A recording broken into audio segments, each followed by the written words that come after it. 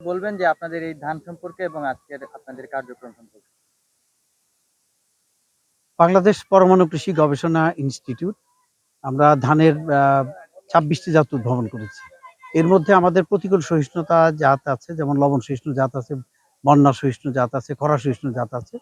আমাদের green super rice আছে, আগাম জাত আছে অনেকগুলো আমনের, এবং আউশেও ভালো জাত আছে আমাদের খরা সহিষ্ণু। আমরা হাওরের জন্য একটু বিশেষ বৈশিষ্ট্য সম্পন্ন ধান উদ্ভাবন করেছি। যেহেতু হাওরে আগাম বন্যা আসে, আমরা জানি যে অনেক সময় কিন্তু আপনার মার্চ মাসের শেষের দিকে বা এপ্রিলের প্রথম দিকে কিন্তু বন্যা আসে। তো আমাদের এই জন্য হাওরের জন্য আমাদের একটা চেষ্টা হলো যে এখানে আগাম জাত উচ্চ ফলনশীল জাত উদ্ভাবন করতে হবে, যাতে আহ, যে পাহাড়ি ঢলের যে বন্যা আসে বা অকাল বন্যা আসে বা মৌসুমী যে বৃষ্টির কারণে যে বন্যা আসে, সেই বন্যার আগে যাতে কৃষকরা সেই ধান কাটতে পারে। তো আমাদের এই বিনা ধান 25 আমরা যেটা উদ্ভাবন করেছি, এটি 135 দিনের থেকে 140 দিনের জীবনকাল সম্পন্ন ধান, অর্থাৎ ব্রি ধান 28-এর যে জীবনকাল ছিল তার মতোই জীবনকাল, এবং এটা চিকন এবং এর কোনো রোগ বালাই নাই। এবং আপনারা দেখেন সমস্ত একটা যে মাঠটা দেখা যাচ্ছে এখন, যে আমরা যে এখানে আছি, আমরা সুনামগঞ্জের সদর উপজেলায় হাসননগরের যে দেখার হাওরে আছি, সেখানে বিস্তীর্ণ যে মাঠ দেখা যাচ্ছে, এটা পুরাটাই হলো বিনা ধান 25। এখানে অনেক ধান আমরা দেখছি, আশেপাশে যে ধান আছে সেটি কাঁচা, কিন্তু এটি পেকে গেছে, অর্থাৎ কৃষকরা এখনই কিন্তু উঠাইতে পারবে এটা কেটে। সুতরাং কৃষকরা নিশ্চিত হতে পারলো যে যে অকাল বন্যা, যে আগাম বন্যা আসে তার আগেই কৃষকরা নিশ্চিতভাবে এই ধানটা ঘরে তুলতে পারবে। এবং এই জাতের ফলনও বেশি, এবং এই চালের কোয়ালিটি খুব ভালো হওয়ার কারণে এর বাজার মূল্যও কিন্তু অনেক বেশি। সুতরাং আমাদের দেশে কিন্তু বড় মৌসুমে এরকম চিকন চালের ধান নাই।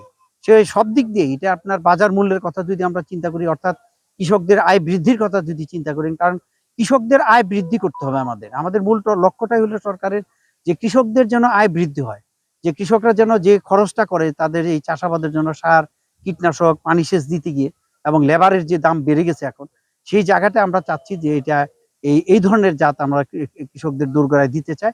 এবছর আমরা প্রায় 500 উপজেলায় এই জাতটি আমরা দিয়েছি, এবং ভবিষ্যতে আমরা চাচ্ছি যে অন্ততপক্ষে প্রতিটি ইউনিয়নের আমাদের যে ব্লকগুলি আছে, অর্থাৎ প্রতিটি গ্রামে গ্রামে আমরা এই জাতগুলির একটা করে প্রদর্শন ন্যূনতম দিতে চাই।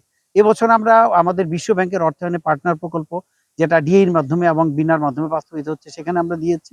এবং আগামীতে আমাদের যে প্রণোদনা কর্মসূচি আছে সরকারের, এবং আমাদের যে বীজ সহায়তা প্রোগ্রাম, এবং ডিএর যে রাজস্ব কার্যক্রম বা বিনার যে আমাদের যে প্রোগ্রামগুলি আছে, সেখানে প্রদর্শনে এবং বীজ সহায়তা হিসেবে আমরা এই বীজ আমরা ব্যাপক হারে আমরা প্রদান করব। এবং কৃষকদের আয় অবশ্যই বাড়বে, কারণ আমরা চাচ্ছি এখন এক ফসলের জায়গায় 2 ফসলি বা 3 ফসলি আমরা কিন্তু ফসলে রূপান্তর করতে চাই। এবং সেই জায়গায় কৃষকরা যদি এক ফসলের পরিবর্তে 2 ফসল বা 3 ফসলে যায়, তাহলে কিন্তু কৃষকদের অবশ্যই আয় বাড়বে। এবং 1 বিঘা জমি থেকে কৃষকরা সহজেই 50-60 হাজার টাকা আয় করতে পারবে, এটি নিশ্চিত। সুতরাং খাদ্য নিরাপত্তা নিশ্চিত হবে, এবং কৃষকদের আয় বৃদ্ধি হবে, এবং সরকারের যে রাজস্ব আয় সেটিও কিন্তু যোগ হবে এখানে।